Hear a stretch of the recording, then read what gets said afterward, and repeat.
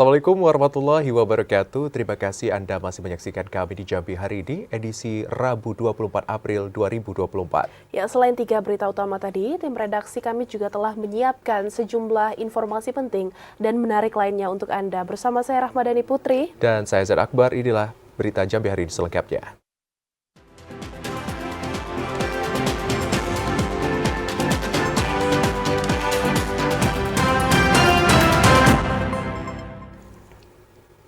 Ya, saudara, mengawali informasi Jambi hari ini, hujan deras yang mengguyur wilayah Kabupaten Kerinci pada Rabu sore mengakibatkan puluhan rumah warga di Kabupaten Kerinci, Jambi terendam lumpur.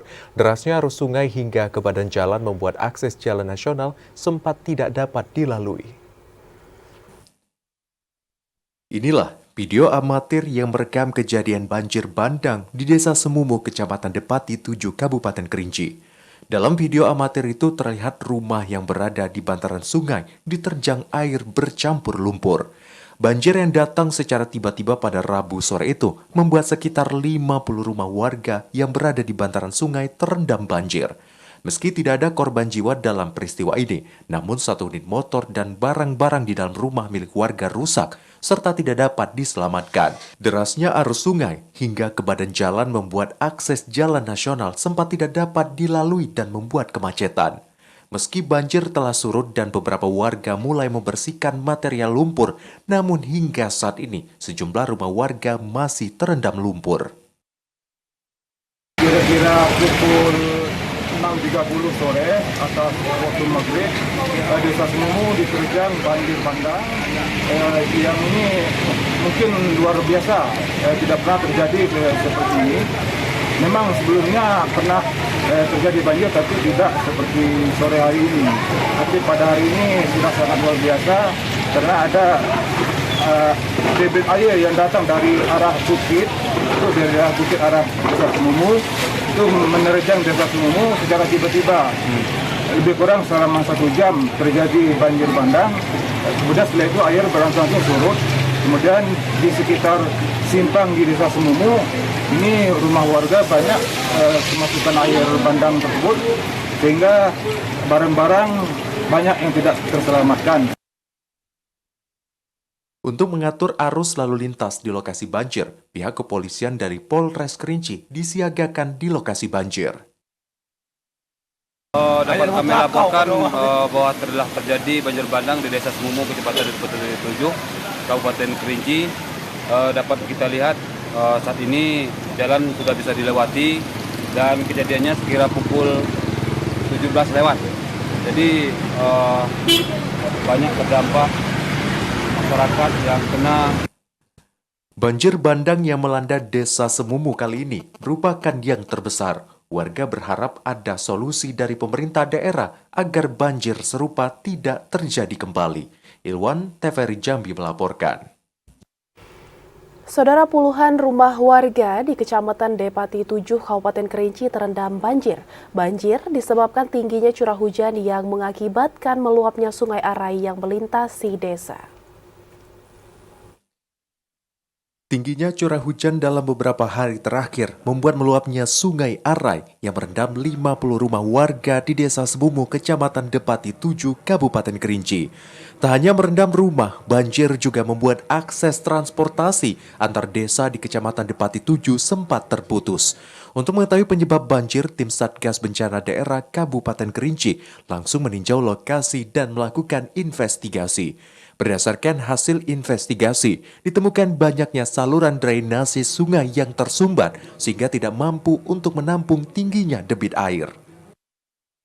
Tapi meluapnya debit air dari Sungai Semumu yang melimpah ke jalan dan masuk ke rumah warga disebabkan debit air yang tinggi sementara bandar penampungan kecil. Tim Satgas Tanggap Darurat memastikan kondisi Desa Semumu telah kembali normal. Banjir yang terjadi hanya sepintas dan tidak membuat genangan di pemukiman warga. Ilwan TVRI Jambi melaporkan. Kesorotan lainnya, saudara, pekerjaan jalan tol Trans Sumatera di Jambi akan segera dilanjutkan ke sesi 4 Tempino Pijoan. Pasalnya hampir semua uang ganti untung telah dibayarkan ke masyarakat. Realisasi pekerjaan jalan tol Trans Sumatera di Jambi terus berprogres positif. Pada sesi 3 di kawasan Tempino telah berprogres 72%. Dalam waktu dekat, pekerjaan tol tersebut akan dilanjutkan ke sesi 4, yakni dari Tempino menuju Pijuan Kabupaten Muara Jambi. Pasalnya, hampir semua uang ganti untung dari pembebasan lahan telah dibayarkan ke masyarakat. Lurah Pijuan Susilawati mengatakan, sejauh ini sudah tahapan ketiga pembayaran ganti untung kepada masyarakat yang lahannya akan dilalui tol. Sejauh ini tidak ada kendala yang berarti meski masih ada sejumlah lahan yang belum dibebaskan. Untuk saat ini untuk proses ganti rugi jalan tol yaitu untuk Kelurahan Pijoan sekarang ini sudah sampai ke tahap ketiga. Nah, kurang lebih mungkin sekitar 120 bidang yang sudah terrealisasi ataupun terganti rugi untuk warga. Lurah Pijuan Susilawati menyebutkan setiap warga yang menerima ganti untung itu memiliki jumlah yang berbeda karena proses pembayaran dihitung dengan luas lahan yang digunakan. Joko, TVRI Jambi melaporkan. Kita beralih ke informasi selanjutnya, pemirsa. Pasca ditutup saat momen Lebaran, pemerintah Provinsi Jambi masih belum memutuskan untuk kembali membuka aktivitas pengangkutan batubara melalui jalur darat untuk rute Sarolangun Merangin menuju TUKS di Batanghari. Dan laporan selengkapnya terkait hal tersebut akan disampaikan oleh kontributor TVRI Jambi, Randy Arta. Selamat sore, Randy. Sore. Ya, Randy, bagaimana langkah dan kebijakan apa saja yang sudah ditetapkan pemerintah Provinsi Jambi untuk membangun tata kelola distribusi batubara yang lebih baik? Baik, selamat sore Putri dan juga pemirsa. Hingga berakhirnya masa Lebaran, pemerintah Provinsi Jambi belum memutuskan untuk kembali membuka jalur angkutan batubara melalui jalur darat, khususnya untuk rute Sarolangun Merangin menuju TUKS di Kabupaten Batanghari, pasca ditutup pada momen Lebaran. Nur Jambi Al-Laris mengatakan pembukaan akses angkutan batubara melalui jalur darat akan dilakukan pemerintah setelah TUKS dinyatakan siap. Kemudian pembukaan jalur darat ini juga akan dilakukan pemerintah setelah melakukan rapat bersama sejumlah pihak, terutama bagi seluruh pemerintah kabupaten kota yang jalurnya dilewati oleh jalur angkutan batubara. Nur menegaskan belum kembali dibukanya aktivitas angkutan batubara karena pemerintah ingin terlebih dahulu membenahi alur distribusi maupun daya tampung dari setiap TUKS yang telah ditunjuk pemerintah. Pembenahan ini harus dilakukan karena apabila tidak dibenahi, TUKS akan menjadi salah satu penyebab kemacetan karena adanya penumpukan di pintu-pintu masuk pelabuhan. Pembenahan tersebut juga diupayakan agar aktivitas angkutan batubara melalui jalur darat apabila nantinya dibuka, bisa kembali lancar. Pembukaan ini jelas berdasarkan kesiapan TUKS dan juga rapat hasil evaluasi. Ya, Saudara, KPU Provinsi Jambi mulai merekrut panitia pemilihan kecamatan atau PPK untuk Pilkada 2024. Pendaftaran sudah berlangsung hingga nanti 29 April 2024. Komisi Pemilihan Umum KPU Provinsi Jambi secara resmi membuka rekrutmen terbuka pada panitia pemilihan kecamatan atau PPK untuk pemilihan kepala daerah 2024. Pendaftaran mulai dibuka tanggal 23 sampai dengan 29 April 2024. KPU Provinsi Jambi akan merekrut PPK sesuai dengan jumlah kecamatan atau desa di Provinsi Jambi. Komisioner KPU Provinsi Jambi Edison mengatakan, pihaknya telah melakukan sosialisasi dan konsolidasi persiapan Pilkada serentak 2024. Ini salah satu tindak lanjut dari Peraturan KPU Nomor 2 Tahun 2024 tentang pemilihan gubernur dan wakil gubernur, bupati dan wakil bupati, serta wali kota dan wakil wali kota. Saat ini KPU sudah mengumumkan mulai hari ini rekrutmen penyelenggara ad hoc PPK dan PPS, insya Allah mulai tanggal 23 sampai 27 April ini diumumkan oleh teman-teman KPU Kabupaten Kota. Kemudian tanggal 23 sampai 29 itu penerimaan berkas administrasi. Selain itu, KPU Provinsi Jambi juga akan melakukan evaluasi PPK saat pemilu untuk kembali menjadi PPK pada Pilkada 2024. Joko, TVRI Jambi melaporkan. Sementara itu, Saudara, KPU Kota Jambi siap untuk menghadapi Pilkada serentak pada November 2024. KPU telah memulai tahapan Pilkada dan mendata ulang jumlah tempat pemungutan suara. Komisi Pemilihan Umum Kota Jambi mulai bersiap menghadapi Pilkada serentak yang akan dilaksanakan pada November 2024. KPU telah memulai tahapan Pilkada dan akan mendata ulang jumlah tempat pemungutan suara atau TPS. Ketua KPU Kota Jambi Denny Rahmat mengatakan, pihaknya juga telah melakukan sosialisasi terkait peraturan KPU nomor 2 tahun 2024 tentang pelaksanaan pemilihan kepala daerah, gubernur dan wakil gubernur, bupati dan wakil bupati, serta wali kota dan wakil wali kota.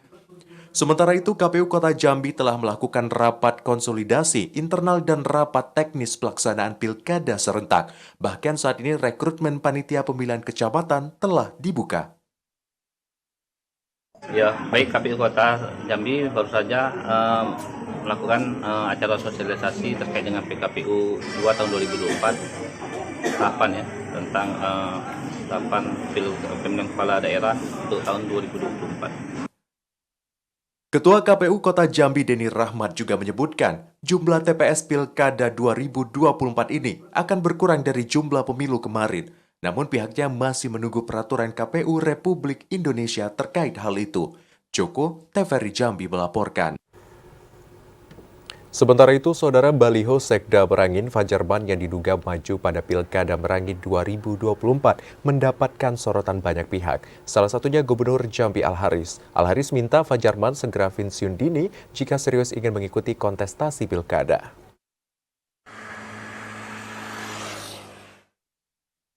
Polemik baliho Sekretaris Daerah Merangin Fajarman yang diduga maju pada Pilkada Merangin 2024 mendapatkan sorotan banyak pihak. Salah satunya Gubernur Jambi Al-Haris. Al-Haris mengatakan sebagai ASN aktif, Fajarman harus pensiun terlebih dahulu jika ingin mengikuti kontestasi Pilkada serentak tahun 2024.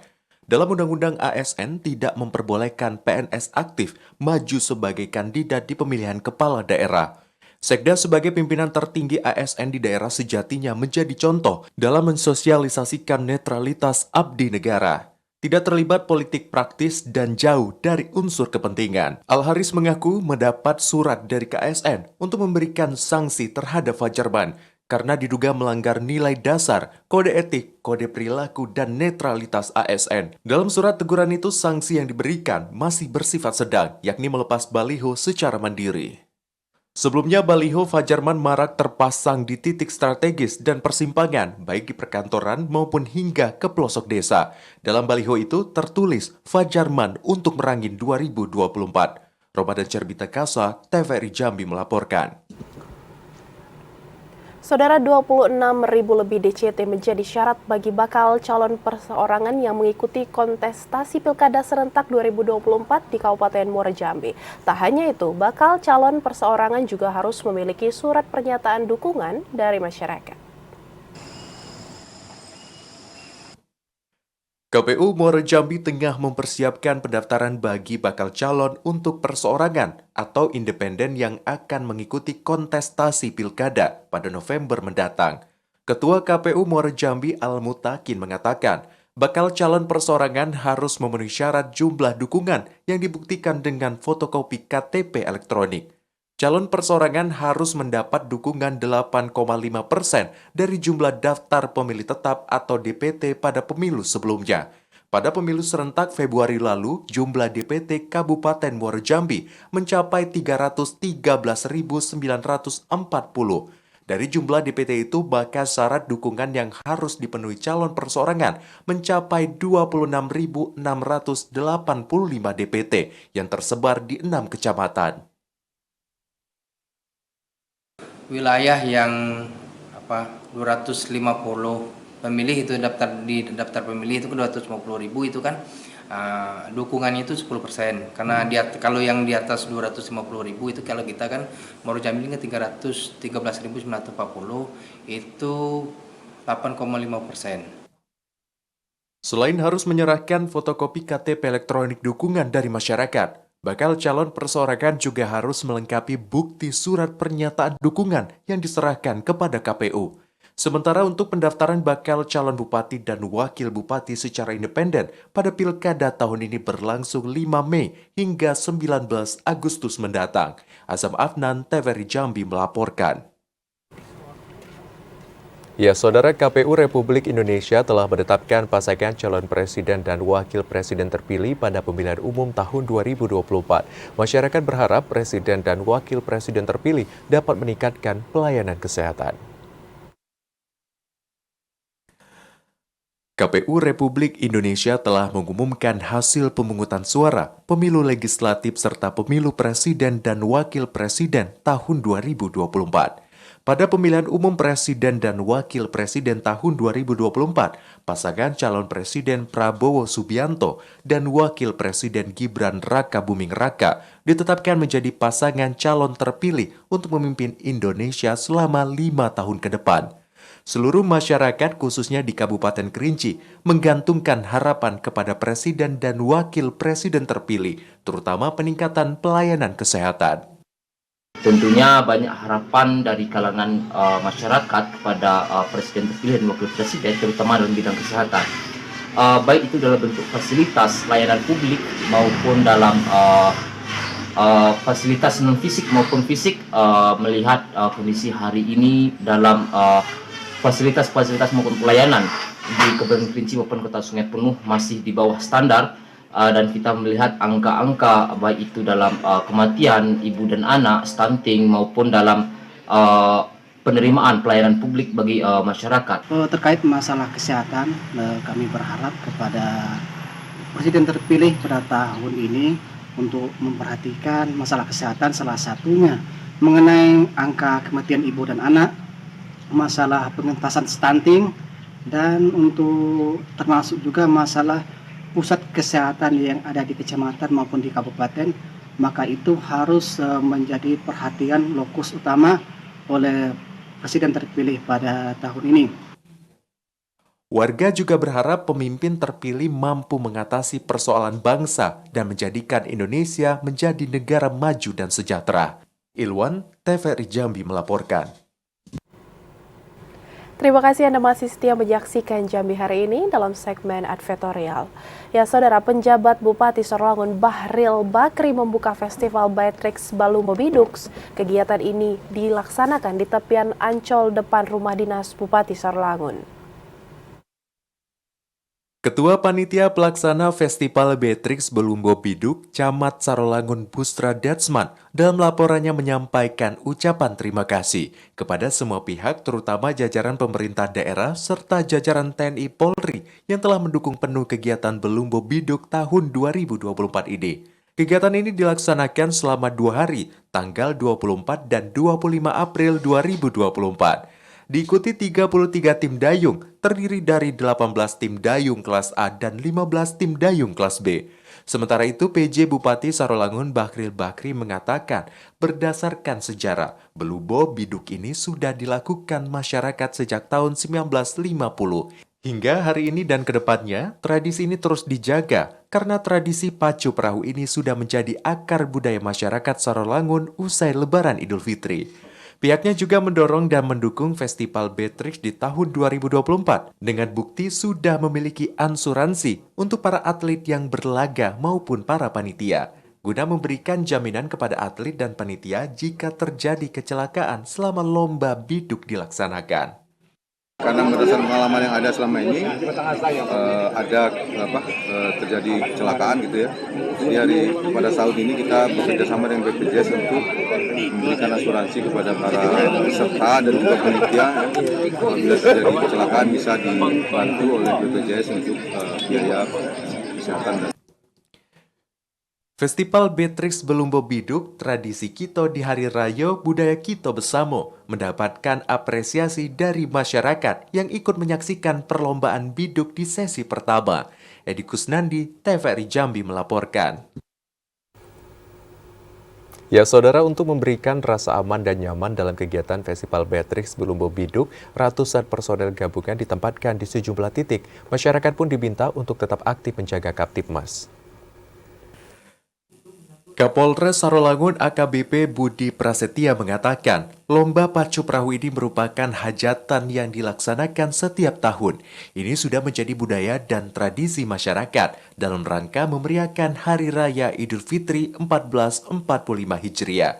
Untuk memberikan rasa aman dan nyaman bagi masyarakat yang menyaksikan maupun atlet sebagai peserta lomba, pihaknya sudah memetakan titik rawan yang berpotensi terjadinya keributan dengan menempatkan sejumlah petugas. Sementara itu, pejabat Bupati Sarolangun Bakril Bakri menyampaikan ucapan terima kasih kepada semua panitia pelaksana yang telah mempersiapkan kegiatan dengan baik.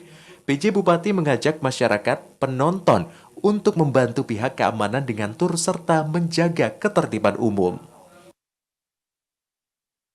Mengamankan, tapi apabila ada yang memancing-mancing konflik gesekan, kami tidak main-main. Tidak ada kata damai, kita sel. Jadi tolong jaga pendukungnya masing-masing. Silakan heboh di pinggir, tapi begitu naik kita bersalaman berangkulan lagi. Bangga ya dan bahagia melihat antusias masyarakat hadir dan berdasarkan karena panitia berjalan baik, jadi ini sangat teratur para masyarakat yang hadir hari ini. Ratusan personel gabungan terdiri dari jajaran Polres Sarolangun 160 orang, TNI 30 orang, Satpol PP pemerintah Kabupaten Sarolangun 25 orang, Dishub 10 orang, dan Damkar 8 orang. Mereka ditugaskan di sejumlah lokasi dalam rangka pengamanan Festival Beatrix, Pesta Rakyat Tradisi Belumbo Biduk. Edi Kusnandi, TVRI Jambi melaporkan. Kita beralih ke informasi selanjutnya, pemirsa. Memperingati Hari Otonomi Daerah ke-28 pagi tadi 25 April 2024, pemerintah Kabupaten Batanghari melaksanakan apel bersama OPD sekaligus menyerahkan SK ratusan pegawai pemerintah dengan perjanjian kerja atau P3K. Memperingati Hari Otonomi Daerah ke-28, pemerintah Kabupaten Batanghari melaksanakan apel tingkat kabupaten bersama Kepala OPD di halaman kantor Bupati. Selain apel, pemerintah juga melakukan pelantikan sekaligus penyerahan SK kepada 846 P3K dari berbagai formasi, yakni kesehatan, guru, maupun tenaga teknis. Pelaksanaan apel Hari Otonomi Daerah serta pelantikan P3K tersebut dipimpin langsung oleh Bupati Batanghari Muhammad Fadil Arif. Dalam kesempatan itu, orang nomor 1 di Kabupaten Batanghari membacakan naskah sumpah pelantikan yang diikuti peserta P3K. Bupati pun menyampaikan dengan adanya penambahan P3K, diharapkan dapat memberikan semangat baru di lingkungan pemerintah kabupaten dalam meningkatkan kinerja di masing-masing OPD maupun satuan pendidikan. Bupati meyakini tenaga P3K yang baru dilantik dapat bekerja lebih baik serta disiplin dalam menjalani tugasnya sebagai abdi negara di pemerintahan kabupaten. Pemerintah dengan perjanjian kerja ya.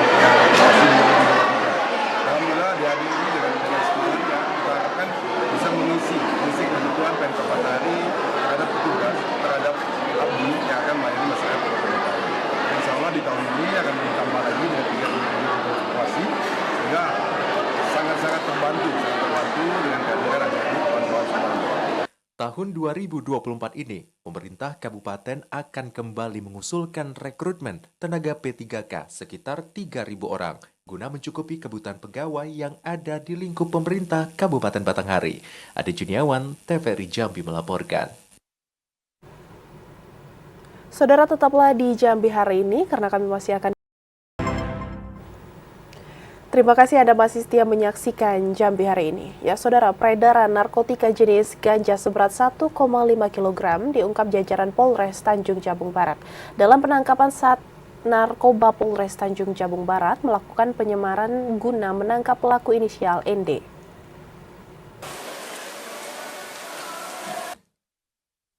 Satuan Reserse Narkoba Polres Tanjung Jabung Barat mengamankan satu orang pelaku peredaran narkoba jenis ganja.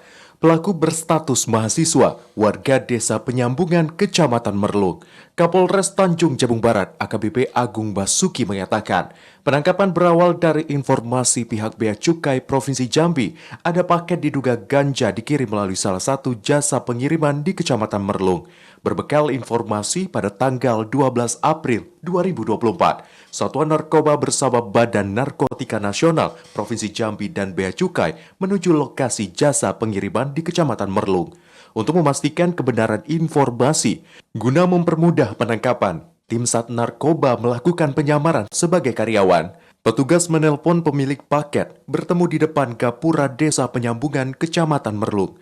Paket dibungkus rapi seolah-olah berisi pakaian. Saat diinterogasi, pemilik paket yang berinisial ND mengaku barang haram jenis ganja tersebut miliknya yang dipesan dari Medan. Selain mengamankan pelaku ND, polisi juga mengamankan barang bukti lain, daun ganja kering seberat 1.264,65 gram bruto ganja kering, satu buah jaket berwarna hijau, kertas papier, dan satu unit telepon genggam. Dari tersangka ini kita sangkakan itu pasal 144 ayat 2 dan pasal 111 ayat 2 Undang-Undang RI nomor 35 tentang narkotika. Itu dengan ancaman penjara paling singkat 5 tahun dan paling lama 20 tahun dan pidana denda minimum 1 miliar dan maksimum 10 miliar rupiah. Akibat perbuatannya, pelaku dijerat pasal 114 ayat 2 dan atau pasal 111 ayat 2 Undang-Undang nomor 35 tahun 2009. Pelaku diancam dengan hukuman penjara minimal 5 tahun dan maksimal 20 tahun dengan denda maksimal 10 miliar rupiah. Didi Haryadi, TVRI Jambi melaporkan. Ya, saudara, penyalahgunaan narkotika di wilayah hukum Polres Tanjung Jabung Barat saat ini melibatkan sebagian oknum mahasiswa dan pelajar. Polisi tidak akan mentolerir dan tebang pilih dalam menegakkan hukum, khususnya bagi pelaku kejahatan narkotika. Untuk mengetahui informasi selengkapnya, kami telah terhubung dengan kontributor TVRI Jambi dari Tanjung Jabung Barat, Didi Haryadi. Halo, selamat sore Didi. Bagaimana apa yang dilakukan oleh polisi dan jajaran untuk menekan terjadinya angka kejahatan khususnya narkotika di kalangan remaja? Baik, selamat sore pemirsa TVRI Jambi dan Hajat.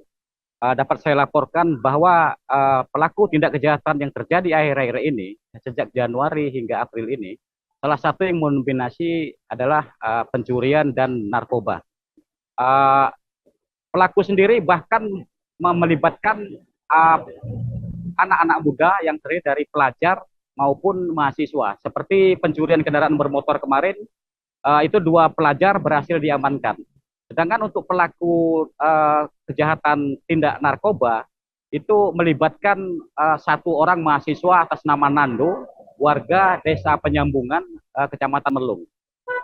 Si Nando, penangkapan Nando ini berkat kesigapan dan laporan dari masyarakat serta aparat Bea Cukai kepada aparat kepolisian dan BNN, dan pasca menerima laporan langsung bertindak cepat melakukan penangkapan di salah satu gerbang Desa Penyambungan Kecamatan Merlung. Kabarnya narkoba jenis ganja seberat 1,5 kg ini berasal dari Provinsi Sumatera Utara. Demikian, Ajit. Ya, seperti apa penegakan hukum yang dilakukan saat itu? Seperti kemarin kepada wartawan, Kapolres AKBP Kapolres Tanjung Jabung Barat AKBP Agung Basuki menegaskan bahwa tidak akan mentolerir tindakan-tindakan yang melibatkan kejahatan-kejahatan khususnya yang dapat merusak mental generasi muda seperti pelaku-pelaku peredaran narkoba ini. Satu lagi, kepolisian akan menutup akses, akan terus memantau dan menutup akses seperti lokasi-lokasi perbatasan karena wilayah Tanjung Jabung Barat ini berada di jalan lintas Sumatera, lintas timur, yang menghubungkan antara Aceh, Medan, Pekanbaru, dan Jambi. Sehingga setiap perbatasan akan dijaga ketat oleh aparat kepolisian. Sementara untuk jalur perairan, kepolisian juga akan melibatkan personil Polairut maupun polisi-polisi pelabuhan untuk terus memantau keberadaan pelabuhan-pelabuhan yang berada di pesisir laut sepanjang pantai timur Provinsi Jambi, Kabupaten Tanjung Jabung Barat. Demikian aja. Kayak ada sosialisasi yang dilakukan untuk melakukan pendekatan terhadap remaja ataupun juga mahasiswa dan pelajar yang melakukan penyalahgunaan narkoba seperti edukasi ke sekolah-sekolah? Tetap dilakukan karena Kapolres menghimbau kepada para jajaran kepolisian di bawah seperti Kapolsek serta Babin Kantimas yang ada di bawah untuk terus memberikan edukasi kepada masyarakat terkait bahayanya penggunaan narkoba terhadap generasi muda. Karena kejahatan yang paling meningkat hari ini adalah narkoba. Demikian. Ya, kepolisian terus memerangi tindak pidana kejahatan narkoba dan terus aktif melakukan sosialisasi kepada masyarakat terkhusus kaula muda dan remaja. Terima kasih Didi atas laporan yang telah disampaikan. Selamat kembali bertugas dan selamat sore. Informasi lainnya, Saudara, Kejari Sungai Penuh memusnahkan puluhan barang bukti sitaan yang berkekuatan hukum tetap atau ingkrah. Pemusnahan ini dilakukan guna memastikan tidak ada penyalahgunaan barang bukti yang disalahgunakan. Kejari Sungai Penuh musnahkan barang bukti tindak pidana umum dan narkotika di lokasi lapangan Kejari Jambi Rabu 24 April 2024 kemarin. Pemusnahan ini dilakukan sesuai dengan hasil putusan persidangan yang telah ingkrah dan telah memiliki keputusan hukum tetap.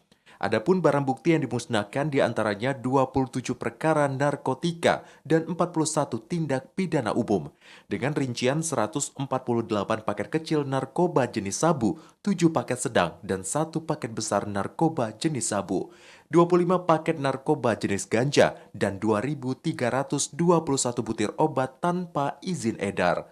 Serta jumlah senjata tajam dan handphone. Barang terlarang tersebut dimusnahkan dengan cara dibakar, dan sebagian dimusnahkan dengan cara diblender dengan dicampur deterjen. Kejaksaan Negeri Sungai Penuh telah melakukan pemusnahan barang bukti terhadap perkara yang telah berkekuatan hukum tetap. Terkait uraiannya adalah terdiri dari 68 perkara, yaitu 27-nya perkara narkotika dan 41-nya perkara tindak pidana umum biasa. Yang dimusnahkan ada 148 paket narkotika jenis sabu dalam ukuran kecil, 7 dalam ukuran sedang, dan 1 dalam ukuran besar. Selain itu juga ada 218 obat-obatan yang tidak memiliki izin edar dan dimusnahkan. Selain itu ada 24 paket ganja yang semuanya dilakukan pemusnahan di depan kantor Kejaksaan Negeri Sungai Penuh dengan cara dibakar dan diblender. Tujuan dari pemusnahan ini apa? Supaya barang bukti tidak dapat lagi disalahgunakan oleh pihak yang tidak berkepentingan. Pemusnahan tersebut juga sebagai bentuk pencegahan terjadinya penyalahgunaan barang bukti untuk dapat dipergunakan kembali. Ashar, TVRI Jambi melaporkan. Sementara itu, Saudara, terlibat kasus korupsi KONI Sungai Penuh, manajer salah satu hotel di Kota Jambi ditahan jaksa. Tersangka diduga berperan dalam pembuatan SPJ fiktif dan markup SPJ akomodasi atlet saat Porprov Jambi beberapa waktu lalu. Penyidik Kejaksaan Negeri Kota Sungai Penuh kembali mengamankan satu tersangka. Kasus dugaan korupsi dana hibah Komite Olahraga Nasional Indonesia atau KONI tahun anggaran 2023. Tersangka yang merupakan warga Kenali Asam, Kecamatan Kota Baru, Kota Jambi itu diamankan dalam kasus perkara ini. Kasipenkum Kejati Jambi Lexi Fatarani mengatakan tersangka merupakan salah satu general manager di hotel swasta di Kota Jambi. Tersangka diduga terlibat dari kasus dugaan korupsi dana hibah KONI senilai 4 miliar rupiah itu, berperan dalam hal pembuatan SPJ fiktif dan markup SPJ akomodasi atlet saat Porprov Jambi beberapa waktu lalu. Dari kasus korupsi itu, negara mengalami kerugian yang ditafsir mencapai 849 juta rupiah. Kejaksaan Negeri Sungai Penuh telah menetapkan satu orang tersangka baru dalam kasus korupsi dana hibah KONI Sungai Penuh, di mana tersangka bernama Kusairi Segel telah dilakukan penahanan oleh penyidik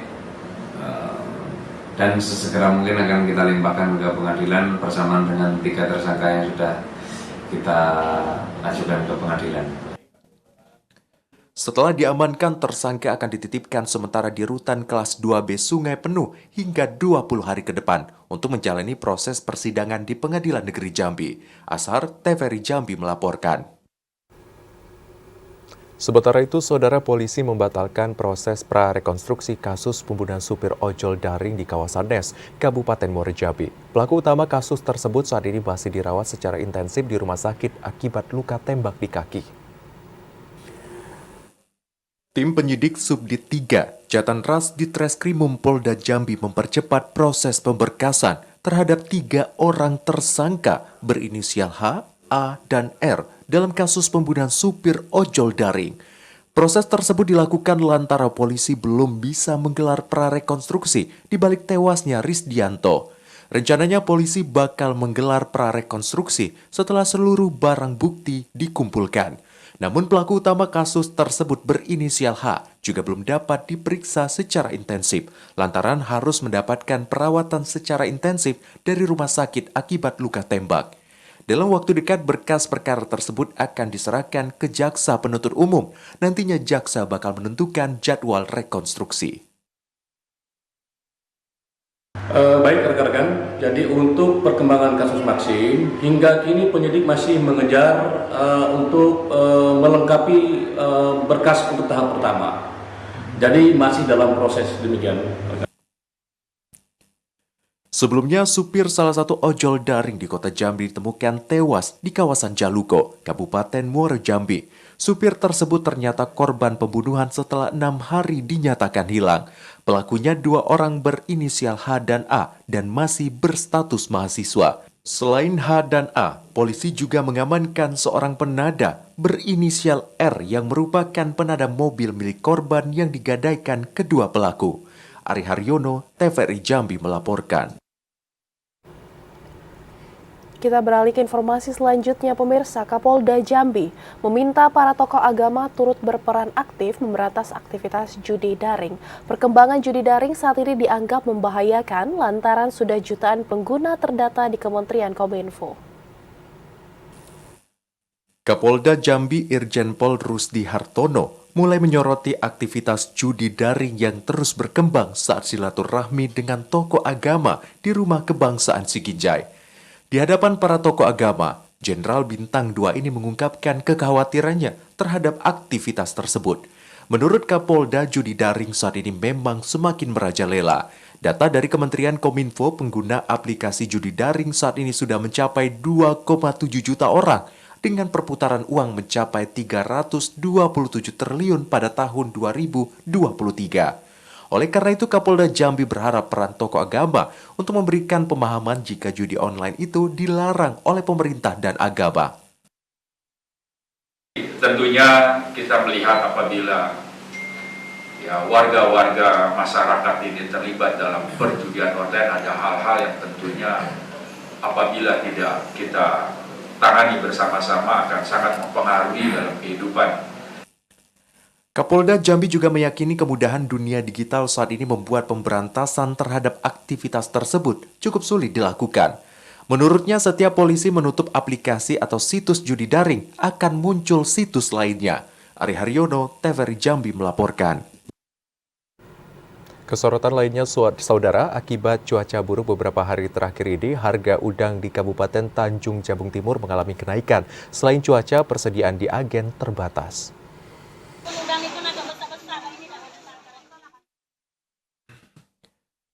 Harga jual udang laut di Kabupaten Tanjung Jabung Timur naik. Salah satu penyebab naiknya harga udang karena cuaca ekstrim. Sebagian pedagang mengaku sering kesulitan untuk mendapatkan pasokan dari agen karena persediaan terbatas. Seorang pedagang di Pasar Rakyat Kecamatan Muaro Sabak Barat, Siti Aminah mengatakan, saat ini harga udang laut mencapai Rp120.000 per kilogram. Hasil laut ini naik Rp20.000 dibandingkan pekan lalu. Selain harganya yang melambung tinggi, ini juga pasokan udang yang terbatas. Selain udang, ada beberapa hasil laut yang juga mengalami kenaikan, seperti ikan gembung yang dipatok seharga Rp60.000 per kilogram. Padahal biasanya pedagang menjual Rp50.000 per kilogram.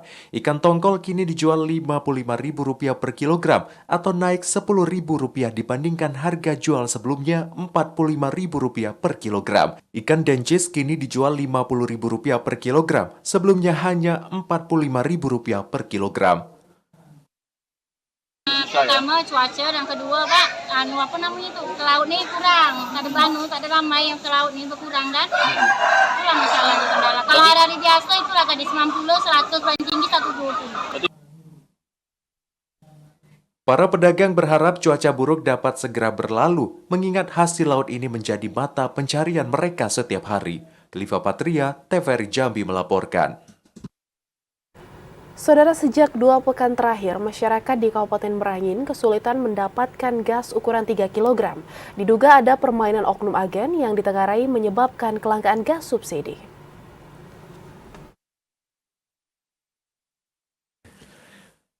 Kelangkaan gas ukuran 3 kg 2 pekan terakhir di Kabupaten Merangin menjadi perhatian Gubernur Jambi Al-Haris. Al-Haris curiga gas subsidi yang dijatakan untuk Merangin dijual keluar daerah. Gubernur meminta tim pengendali inflasi daerah atau TPID Kabupaten Merangin melakukan investigasi untuk menelusuri kebenarannya. Al-Haris mengatakan pihaknya sudah mendapat keterangan dari Pertamina. Pasokan gas 3 kg di Kabupaten Merangin tidak ada masalah dan masih sesuai kuota yang ditetapkan. Al-Haris meminta Disperindak Merangin bergerak cepat dengan melakukan pemanggilan terhadap agen gas subsidi guna mencari tahu penyebab kelangkaan yang terjadi di Kabupaten Merangin.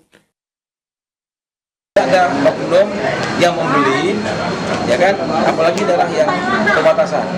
Sering itu dia beli dibawa ke daerah tetangga. Nah, akhirnya yang daerah induk tadi malah kekurangan. Kenapa? Dibeli duluan ke bawa ke tetangga. Ini yang saya meminta Satgas tadi ya. TPID untuk tidak hanya mengawasi beras, cabai, tapi juga LPG juga mereka awasi. Sementara penjabat Bupati Merangin Mukti mengatakan, pemerintah kabupaten bersama Pertamina akan terus mengadakan operasi pasar baik di pusat kota Bangko maupun di kecamatan pedalaman untuk mengatasi kelangkaan. Untuk memastikan ketersediaan gas subsidi, pemerintah Kabupaten Merangin bersama Pertamina menambah kuota 6.720 tabung. Ramadan Cerbita Kasa, TVRI Jambi melaporkan.